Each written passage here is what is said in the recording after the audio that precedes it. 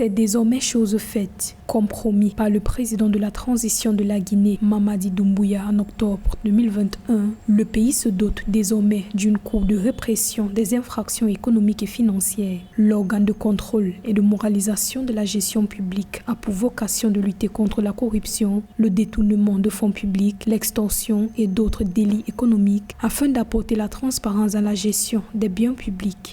La création de la CRIEF est une bonne chose. Maintenant, son fonctionnement, ça n'est tout autre. Aujourd'hui, le CNRD, de par la qualité de ceux qui doivent composer l'organe, de par la qualité des textes qui doivent régir cette même cour, doit se prémunir de tout ce qui est bonne qualité pour ne pas tomber dans l'échec collé à toutes les autres cours à travers le continent. Il faudrait qu'on détache cette cour de la politique.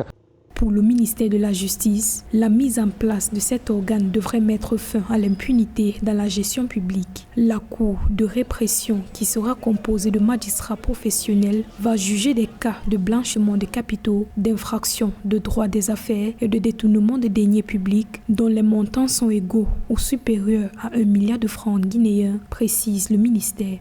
Le président de la transition et ses collaborateurs cherchent juste à normaliser la Guinée. La création de cet organe est un signal fort à l'endroit de tout le peuple guinéen pour leur dire qu'il n'y aura plus d'impunité dans la gestion publique. C'est aussi un message de bonne foi vers nos partenaires pour leur signifier que la Guinée est en pleine mutation et que nous prenons l'engagement de sévir contre les malversations qui auront lieu dans notre administration. Avant la création de cette juridiction, les infractions économiques et financières en Guinée étaient traitées par les tribunaux de première instance et les cours d'appel ordinaires d'après le ministère de la Justice. Précisons que le chef de la junte au pouvoir avait également annoncé un audit de tous les comptes publics du pays.